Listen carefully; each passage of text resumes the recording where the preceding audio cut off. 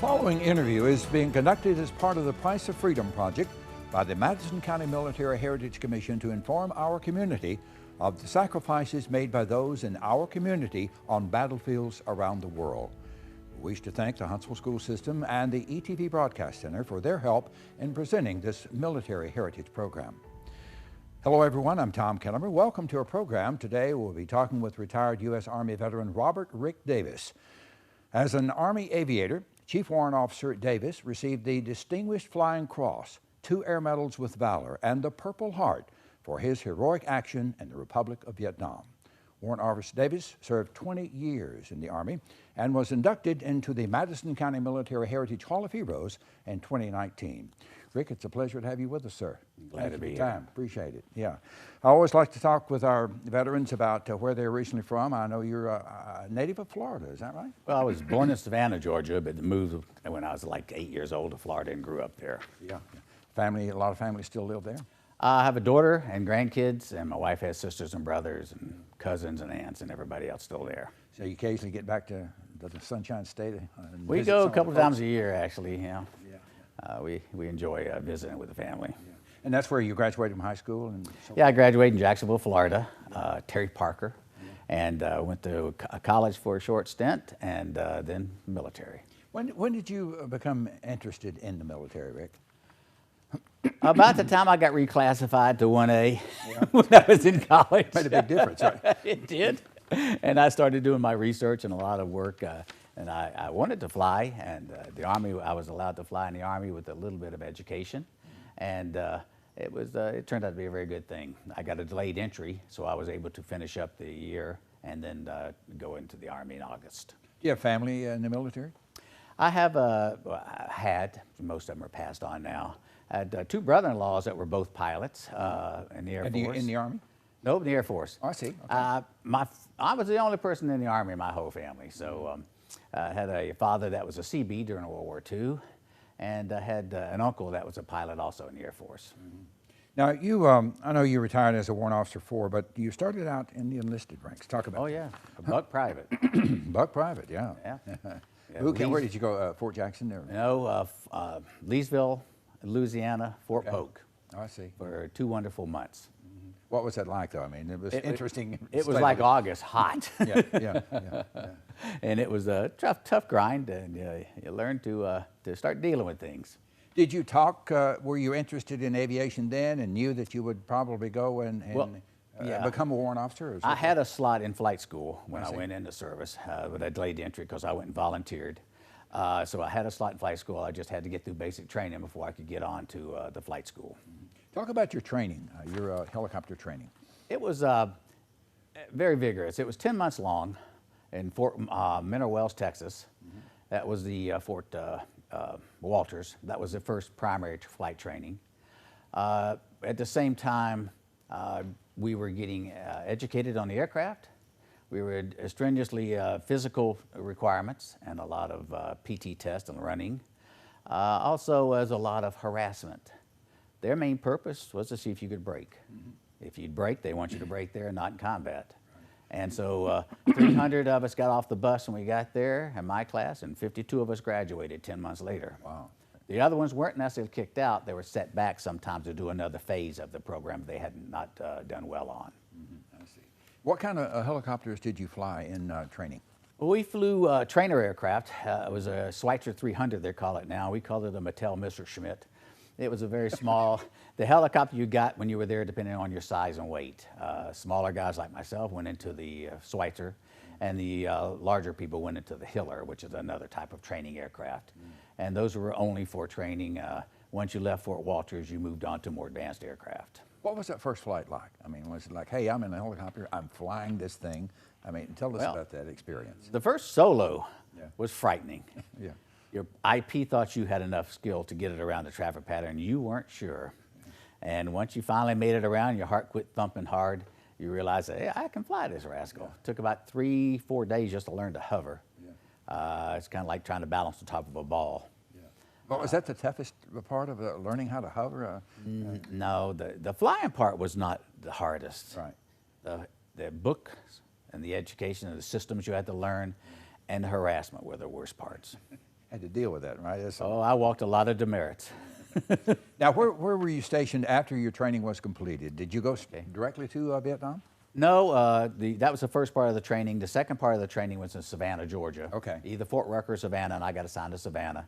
And that's where you went into instrument training, you went into tactical training, and you went into a more difficult aircraft to fly, not difficult, but a larger aircraft, Hueys at the time.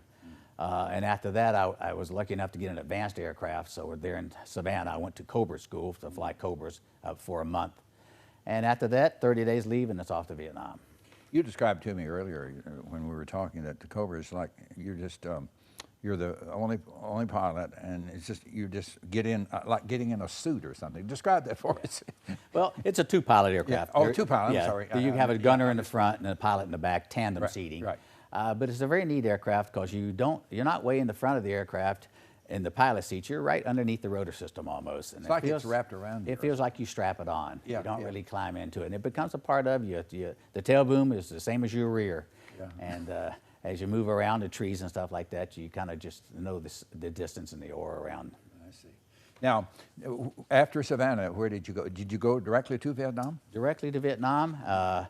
I went into the replacement unit there at Vietnam, got off, and then got assigned to a unit.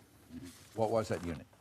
It was a 3rd or 5th Cav. They're in Vinh Long, which is the Delta 4-Corps area. A lot of rice paddies and a few mountains. Now, you were flying, when you got to Vietnam, you were flying Cobras then, or did you have to fly the Huey again, or what? Well, initially, you had to fly the Huey for a couple of weeks normally. Okay. And the Huey was a CNC bird, a command and control bird. The way it worked in the cab, you had 2 little birds with the OH-6 2-person scout helicopter. He flew in the treetops. We in the Cobras flew at 1,500 feet, circling around the little birds if they were looking for bad guys. And then above them, at about 2,000 feet, was a CNC bird controlling and directing it all and coordinating. Right. So that you got an understanding what the missions were like and what was expected. You flew with the CNC bird. The commander was in the left seat and you flew the right seat while he worked the radios and did all of his coordinating. You had to have a check ride once you got in country. I had a Cobra check ride, and then I went to Cobras. What part of the country were you in? What? 4-Corps, the Mekong Delta area. Yeah. It was in Cambodia. We went to Cambodia a couple of times. It was a very large area, all the way over to the Seven Sisters, we called it, over in the west side of Describe the country for us, Rick. What was it like? Many people think, well, all of Vietnam was in the 60s and early 70s was jungle, but this wasn't. Yeah, okay. This wasn't. There were some areas of it that had heavy tree lines, but most of it was rice paddies. Miles and miles and miles of rice paddies. Vietnam is one of the only countries in the world you can grow 3 rice crops a year. Mm-hmm. That makes it a very sought-after area. And then out to the west, like I say, there were some mountains, but not like anything up in 2-Corps and I-Corps up north. And then there was Cambodia, which is also a little bit hilly, but mostly flat. But there are a lot of, when you say rice paddies, there were tree lines a lot, and there were groups of forest every once in a while, so it wasn't just all open, but a lot of it was. Mm-hmm. Talk about the living conditions. You guys live in tents, or do you have barracks, or what? We were lucky. We had, at Vinh Long, we had the old French huts, and they were half concrete wall and then screen and a roof, tin roof on the top of them. There were 4 different rooms and 2-person to a room in the French Quonset huts. Mosquito nets? You have the mosquito nets? No, we had screens actually on the windows. We were really lucky, let me tell you. Uptown, right? Yes, it was. So what about, that's the living conditions. What about food? Was it pretty good? The food wasn't bad. It was, powdered eggs, and powdered milk. You had to get accustomed to it. You right? absolutely had to get accustomed to it. It wasn't anything you want to write home about. Thanksgiving and Christmas were good times, of course. They bring in lots of turkeys, and we had a lot of sea rations we ate every day. We went to the field, of course. We left in the morning, it's daylight, and we didn't come back till after dark. So we had sea rations we took with us, and that's what was our meal every day. How many combat missions did you fly when you were in Vietnam, Rick? I flew about 660 approximately. Wow. Most missions were an hour and a half long. You had to go back and rearm, refuel. I want you to tell us about the combat action that led to you receiving the Distinguished Flying Cross. Tell us about that action. It's a 2-pronged. The first day, we were out with the hunter-killer teams, as they're called. We were heavy pink, 2 little birds, 2 Cobras. And The first day we came upon an enemy occupied area, and we engaged them.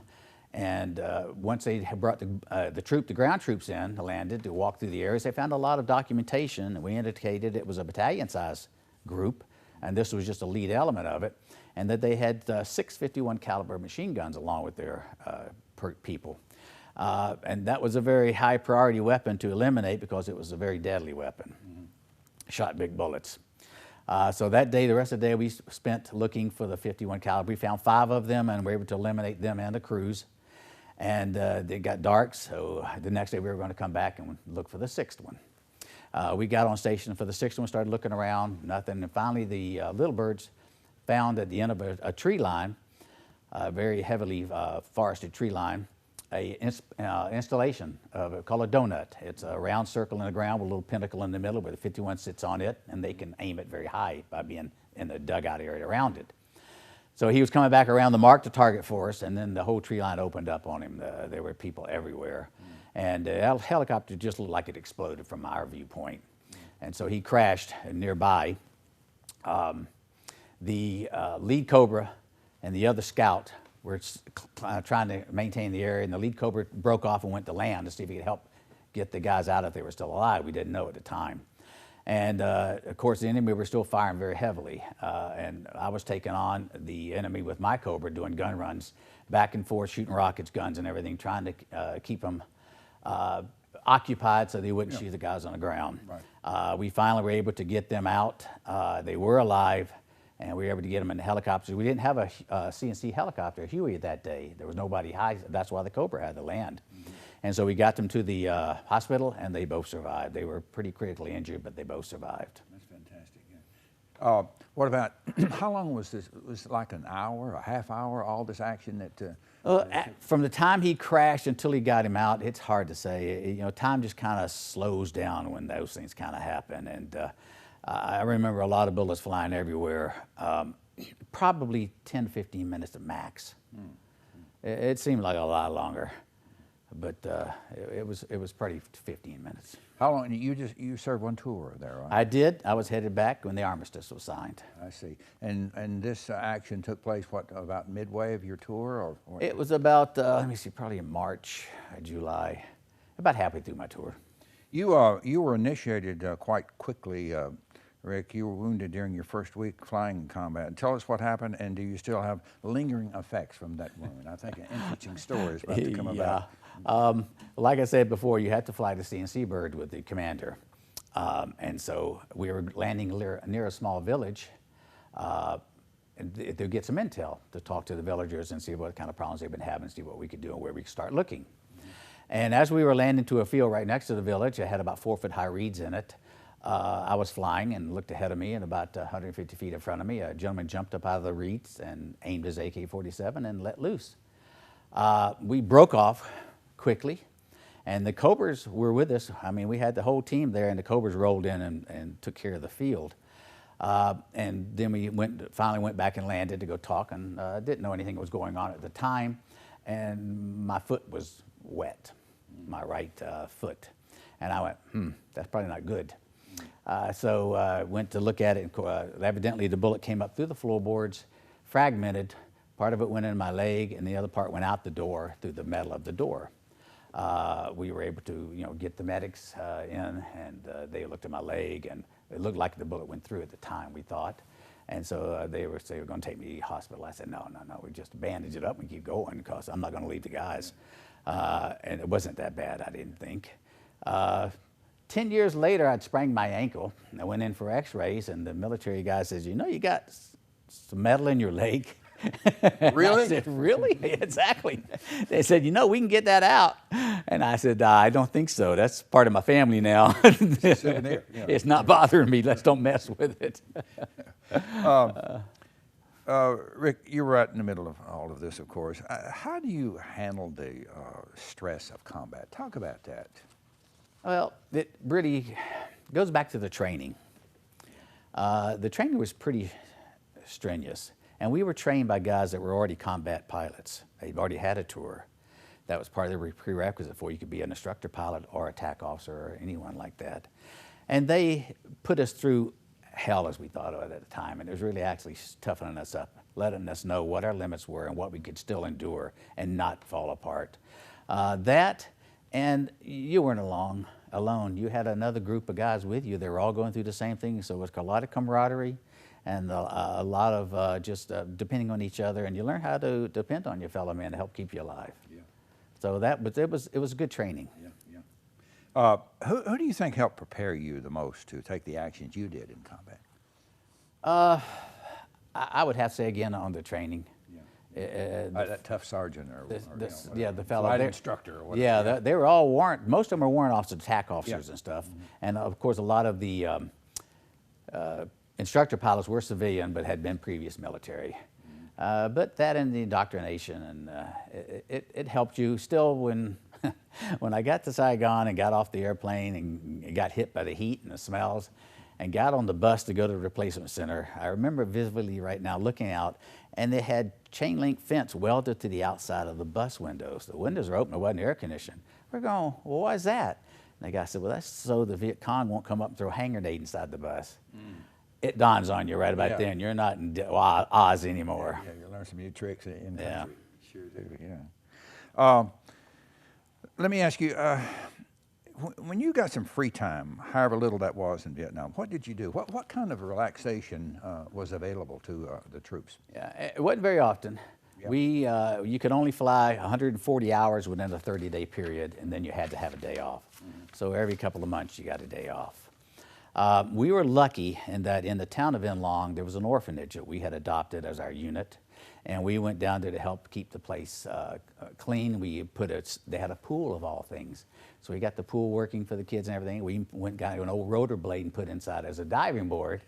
And we would go down, we get interact with innovative. Yeah. It was relaxing to go down there. We interface with the kids and get back to the human side of the world. Yeah. And the nuns were just very, very nice to us, and we did everything we could to make sure they all had enough food and everything else. So it was a good way to escape the war for a day. Yeah. Get away from it. Yeah. Absolutely. Yeah. Let's get back to the stress of combat just a moment here, Rick. Talk about when you're out, when you take off, and going on another combat mission. Does it always go through your mind like, I could be wounded or I could be killed? I mean, does that always enter your mind? Talk about another part of the stress of combat there. Well, no, you didn't think of that. For one, I was 21, stupid and invincible. We all were, But the other thing is that you were surrounded by camaraderie that I've never seen again. I never experienced when I went to work in the civilian world. But you had guys falling all around you that would give their life for you if you got in trouble. When you think about that, it empowers you to do anything you need to do. Yeah. Keeps you going. Keeps you going because you make the same commitment. Right. And it's a brotherhood that is very, very special. Did you lose some good friends over there, Rick? I did. Yeah. Aviation, especially the CAV, we were always in the thick of it. There were no cell phones back then. Did you have access to a phone occasionally to call the folks back home? Yeah, there were two ways we could call back, and it wasn't a regular phone. We had to go to the Mars station, which was a shortwave station, and you would call back, and when you got time, you got appointment, then they would make sure your family knew you were going to call that day by a letter or something ahead. And you would call, and of course you had to say, hello, honey, over, and click back and forth in the operator. And the other way is that every night we flew Firefly missions over our unit. And that was a bird about 1,500, 2,000 feet, a Huey, that had flares on board. And if they started sending in mortars, which they did occasionally, you drop flares, and so you'd be able to pick out where the enemy, if they're trying to storm the fences, which they did once or twice. And so you flew around at 2,000, 3,000 feet normally. And these Hueys had a high-frequency radio on them. And so we'd climb up to 10,000 feet, point the boom to the east, and then make contact back to the States with a ham operator. And then the ham operator would call your home, and it'd be a collect call from there. And then you could talk to your family. Again, you were still having to say over, I love you, over, and all that good stuff. But hovering at 10,000, right? Yeah, at 10,000, yeah. So you could talk to them. And you had to try to talk as much as you could, and then you'd have to turn around and go back so we wouldn't fly out of the area. And then get the tail boom pointed back again. Now, what was it, 10 months or a year that you spent there? A year in Vietnam. Yeah, a year in Vietnam. What went through your mind when you were leaving Vietnam, out of a war zone, out of harm's way, when you're flying, leaving that airport? What goes through your mind when you're leaving? I think, like most, it's mixed feelings. Mm-hmm. One, you're glad to be out of harm's way. Two, you're leaving your brothers in arms, and they're still in it, and you want to be back there to protect them. Mm-hmm. You feel guilty. But once you hit American soil, that goes away pretty quick. Means a lot, yeah. Now, tell us about some of the duties after Vietnam, and what made you decide to stay in the Army? Well, interesting. I wasn't planning to stay in the Army, as a matter of fact. Once I got back, and it's a good thing I did, because a lot of people that were in Vietnam that got out of the service had problems. It's obvious they had no one to talk to, no one that would understand what they went through that could commiserate with them or anything. I stayed in, and we were talking back and forth, war stories and stuff, and didn't realize it, but we were healing. I didn't talk about it for 10 years when I got back outside of the guys. But as I stayed in, there were a lot of opportunities to travel. We went to several different countries over the years and different jobs, and I ended up being an instructor pilot, and a safety officer, and a maintenance test pilot, and an accident investigator over my career.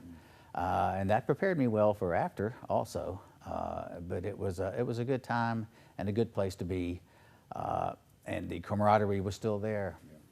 Did you treat the potential pilots the way that you were treated while you were going through flight school? I mean, you knew that you had learned a lesson, and Yeah. I'm sure that you were passing that along to a lot of the future pilots. A lot of I wasn't in a TAC officer position to help directly with the pilots going up, but most of the ones that we came across were already through flight school, and they had already been through all that stuff. And most of them we saw were, except the ones at Cobra Hall, we were instructor pilots, they were headed to Vietnam, and we would talk to them and tell them about the Cobra missions, what they could expect. And as much as we could, you try to not scare them, just let them know what's coming down the road. I forgot to ask you earlier, what's the time frame that you were there? Was it 1970? I was 69, October 69 to October 70. Yeah. So, and where were you stationed as soon as you came back? When I came back, I went to Savannah, Georgia again. Yeah. Back to Cobra Hall to be an instructor pilot there. Okay. So I was there 3 years, and then a Korea tour for a year, and then back to Savannah. and I went back to Savannah and part of the 2nd and 19th, I believe it was, CAV. And now you were Warrant Officer 3 or 4 then? Right then I was a 3. Okay. When I went back the second time or third time to Savannah. And then I went to Germany. Okay. And I spent 9 years in Germany. What part of Germany were you staying? I was up in Hanau for a year, and then I was lucky enough again to get assigned down to the Safety and Stand Board, which is in Schwäbisch Hall in southern Germany, where we did all of the inspecting and then testing and evaluating for instructor pilots and other unit pilots around Europe. I see. Rick, I want you to talk a little about the hardships those in the military face from time to time.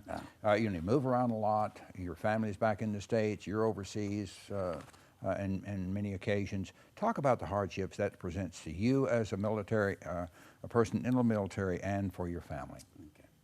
Okay. It's difficult, as at least I can say. It's difficult on the families. It's difficult on the soldier. It's difficult on the wives. When you leave your family for a year, and I didn't see my daughter until she was 7 months old. She was born while I was in Vietnam. That was difficult. I saw a picture of her the Red Cross sent me. So you miss a lot of that. Sometimes you miss some periods of your kids growing up. But then every 3 years you move, especially in the aviation branch, especially in Cobras. Whether you wanted to or not, every 3 years you're going to move. Except when you go for a short tour like Korea or Vietnam, then it's only for a year, and then you're moving back to the States or some other place. I found it a good life, though, because it's a very close-knit unit of people in the aviation branch. Not just pilots, but crew chief, maintenance, everyone, supply. And you depend on each other, and it builds a bond that makes it tolerable. But it's also a great opportunity to travel, I saw some places in the world I never thought I would see. I met wonderful people, both civilians in the places we went. And I lived in Germany. I lived out on the economy in a house because I wanted to get out of barracks and stuff, or housing areas. And I had some great neighbors in Germany, and they're very, very nice people. And then again, the bonds you make and the friends you make are lifelong. Mm-hmm. Yeah. Just because you leave a place doesn't mean you leave your friends. You'll see new friends you knew from years before at your next installation. You never go someplace and you're a stranger. Right. Yeah, that's the next question I want to talk about. You form lasting friendships in the military, and you still stay in contact with a lot of them, I guess, all over the country, right? Absolutely. Do you have reunions, for instance? Yeah, we have several. We have my unit has a reunion every year. The CAV unit I was in. Uh-huh. That's usually in Daytona Beach. And then every year, the Vietnam Helicopter Pilots Association has a reunion at a different place around the country. Mm-hmm. And there's about 2,000 to 2,500 helicopter pilots that show up to these, along then with spouses and all come too. And you're associated with the Helicopter Pilots Association here in Huntsville. Yes, we have our own unit here in Huntsville, North Alabama, Vietnam Helicopter Pilots. There's 82 of us. Some of them you served with, right? I mean, a couple of them I went to flight school with, I see. believe it or not, and then served with some of them, different places. The wives enjoy it too. I mean, the wives have their own close-knit organization, and they really enjoy that. But we get together every month, and we have regular formal meetings and dinners. And then we have a helicopter we restored that was in Vietnam and shot down. And we are a charity organization, so we take that helicopter to schools and educate and talk to the kids about the Vietnam and about the military. And then we take it to parades like the Veterans Day parade we were just in. And I think next week they're going over to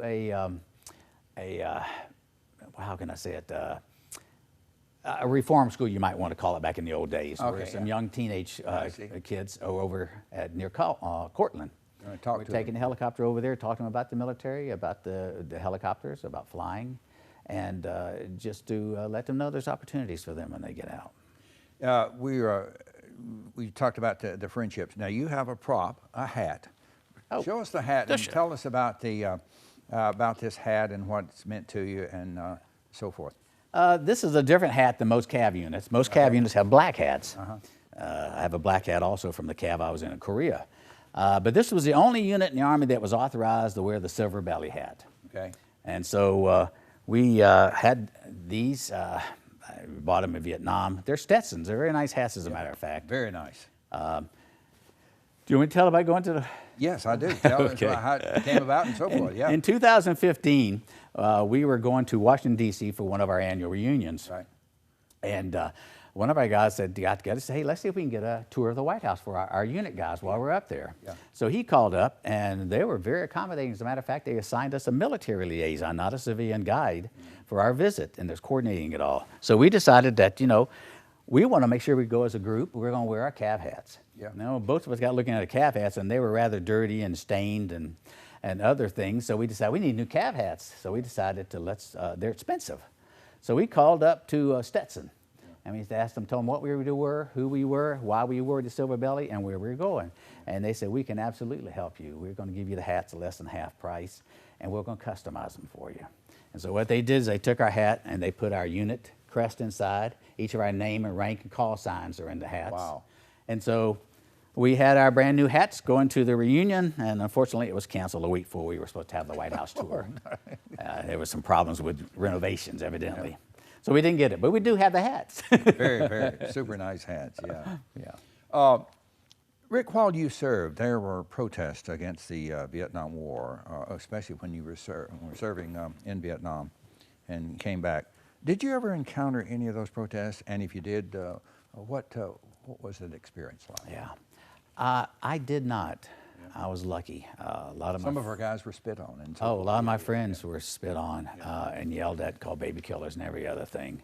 Unfortunately, I was lucky enough to go to Savannah, Georgia, like I said before, and Savannah it's always been a big military presence in Savannah, and there was none of the hostilities that we witnessed. But I can tell you this, although some atrocious things went on, our nation learned a lesson. We paid a price that we're willing to pay, because now the people learned you don't treat your soldiers like that. Whether you believe in the war or not, And forget the agitators and the politicians and everybody else. These are people. These are sons and daughters, husbands coming back. Right. You treat them like heroes. And if you go to our airport whenever they come back from Afghanistan and those places, that place is packed with American flags and people cheering these guys on because they are heroes. It's a lot different from. And that I'm proud of America for doing. Yeah. Learning the lesson. Yeah. Very, very important. Rick, how does it make you feel when people call you a hero, when they read about or hear about what you did in combat? How does that make you feel? Humbled, misplaced, like all the rest of the guys. None of us think we're heroes. And if I'm a hero, I'm one of many heroes. The real heroes to me were the guys that we were there for, and like in Vietnam, on the ground. They were the whole reason we were there, to support and protect them. And they went through a whole lot more stuff than we did. But we all did our job. We all did our job the best we could. We all depended on each other, didn't we? Absolutely. So important. Do you often wonder, would you do it all over again? I would. Yeah. Even though all the things that happened, I would not have missed the dance, as the song goes. Proud of what you did. I'd like to go back knowing what I know now, though. Do you have the desire to go back at some point and visit? I tried to re-enlist after I'd retired when Desert Storm started. And I'd been out for a while, and I called them up. I said, hey, why do you send these young kids over there? Never been to combat. It's going to take them a couple of months to learn. They may get shot by then. They have young families. Yeah. I don't have a young family anymore. Let me go. Well, my friend at the Pentagon, he's an admiral, he called me up. He says, Rick, I got you a slot. I said, yeah, great. He says, you're 111th and 33rd. I said, what is that? He says, that's 111th Street and 33rd Street, New York. When the bad guys get there, we're calling you. I said, what? He says, you're too old. So I didn't get to go. I didn't you offered, right? Yes. Yeah. Now, you've served during the war, and through the years, I'm sure you've seen a few war movies. What do you think war is, how is it depicted in most of the movies, TV movies that you see now? Is it accurate? No. Okay. All right, I'm trying to be delicate here. There's no glory in war. Yeah. I don't care what John Wayne does. Yeah. And not like he's a great actor, but there's no glory. There is strength in being prepared for war to make sure that someone doesn't start a war. And people talk about military being, war hungry. No, it couldn't be further from the truth. Think about it. When there's a war that breaks out, who do you think's the first to get called? The military guys. They're not anxious to go, but they will go. Yeah. They have to serve, we serve. That's their duty. Yeah. What advice would you give those students who may be watching this interview? Let me go back one time. Yes, There's one movie that gave me the same feelings I had when I was in combat, and it's the only movie I've ever seen that did that, and that was called Saving Private Ryan. They were getting off those landing boats on that beach. Buddy, it just took me back. I was stunned. Yeah. Great movie. Yeah. Good acting, too. Oh, tremendous. Yeah. As I was saying, what advice would you give to students who may be considering a military career? What advice would you give to them? It's a great opportunity. Okay, I'm a living example of that. Like I say, I had like 1.5 years of college before I went in. I was able to use all the advantages of college education through the military to different universities, and I got the degrees that helped me later on get other careers after I got out of the military. You get to travel a lot, not necessarily places you pick to go, but you get to go to some pretty interesting places. Right. But it's a strenuous, it's a difficult life, like I said, because you leave. Not meant for everybody. It's not meant for everybody, and if you're the one that doesn't like to go to new places or don't like changes, it's probably not for you. But if you want an opportunity to develop a skill or a trade that you can use when you get out, or if you want an opportunity to go ahead and further your education, it's all there. Very important. If you want to do it. Now, mine was all at nighttime and weekends, but I did it and I got through and it helped me out later on. And I've been pretty successful, I think. I have a good family and I live reasonably well. Yeah. A lot of people talk about college debts these days. The military, it's taken care of. It paid for my education. Yeah. I mean, it was amazing. And these kids, I feel for them today getting out. But more importantly, we don't need all college-educated kids either. We need kids, or people, young people with skills. Trades. You go and you get a jet engine mechanic or any kind of skills that you get in the military, and you've got a career when you get out. You can find good work. Good paying job. There are good paying jobs. You like to work with your hands. Absolutely. Opportunities are there. Absolutely. Yeah. Now, how did you wind up in Huntsville, Rick? Because they were going to send me back to Savannah for the 4th time from Germany after 9 years. Yeah. And I said, well, we know she had family there. I said, they don't live there anymore. Everybody's gone. She said, where do you want to go? I said, anywhere north. Yeah. They sent me to North Alabama. Yeah. And so I called up. Had you ever been to Redstone Arsenal? Never even heard of Huntsville. Really? Neither had the Pentagon when I called them. I called them up. I said, I got Huntsville. I says, where's that? And they said, wow. Just a minute. He went and looked something up. He came back. He says, about 30 miles from Tennessee, in the middle of Tennessee, in the middle of Alabama, in the north. I said, great. I says, what's there? He says, not sure, just a minute. He went and looked and he came back. He said, oh, it's a research and development outfit there in Huntsville. And I was going to ask him some more questions. I went, if the Pentagon doesn't know where it's at or what's there, it's probably a good place. Yeah. So I said, idea. Send me. Yeah. And it turned out to be one of the better selections in my career. And this is where you got out of the service? I retired here. Yeah. I was a test pilot at the Arsenal, and then retired and stayed in town and went to work for NASA. Mm-hmm. What are you doing now, Rick? I'm a consultant now. After 6 years as a contractor for NASA, an engineer, I did a lot of business development for the companies I was with. You have to travel a lot? I used to. In the last 3 or 4 years, I've turned it down. Anything out of town, I like to stay in Huntsville, and there's plenty of work here. Mm-hmm. And I work intermittently now. I don't work full time. I don't want to, but I do like to keep working and keep my hand in. It keeps your mind active, especially as you get older. Yeah. But Huntsville was a great place to retire. It really is. Yeah. Absolutely. Tell us about your family. I think you and your wife, Barbara, how long have you been married now? We've been married 15 years. Okay, good. Just celebrated our 15th anniversary. And we had a lot in common. I was a single parent when I was in the military for 10 years, and so was my wife. Mm. Same age. Our daughters are about 3 months from being the same age. Yeah, okay. Our grandkids are about 3 months from being the same age on both sides, 2 each. And so I have... are they all located in this area? No, we only have the one daughter here now, and the grandkids, all of our grandkids are in college or getting ready to graduate. Yeah. So the sons have gone. You have 2 boys here, our grandsons, and they've gone to college. And then in Naples, Florida, is my other daughter and her family, and both her children are also in college right now. One's fixing to be a teacher, going to graduate here in January, or excuse me, in June. And I think you mentioned earlier you're going to have a kind of a family reunion down in Florida. Oh yes, we're headed down to Florida, and my wife and I still travel a lot. We have an RV, and so we like to travel as much as we can, and we always end up going down to Florida at least once or twice a year. Visit some of the home folks, I guess. Absolutely. Yeah. But we have our own bedroom.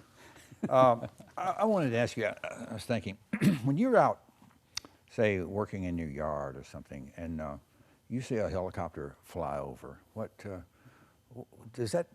is a yearning there? You know, like, gosh, I'd love to be in that seat. I'd love to be in that seat. What goes through your mind when you see something like that, Rick?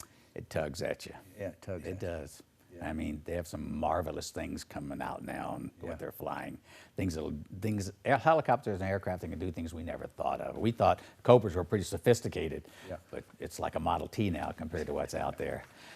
We know there's no way, but it always tugs at you. As a matter of fact, a friend of mine who's also a helicopter pilot got married in our backyard. Our backyard faces out to a wildlife preserve. Yeah. And we're in the backyard and during the wedding, and the helicopter flies over. Yeah. And we've got a picture of about every guy in there like this. Watching that helicopter go by. So, yeah, it stays with you. Yeah. It does. It goes through your mind, I guess. Now, you were inducted into the Madison County Military Hall of Heroes in 2019. What did that mean to you?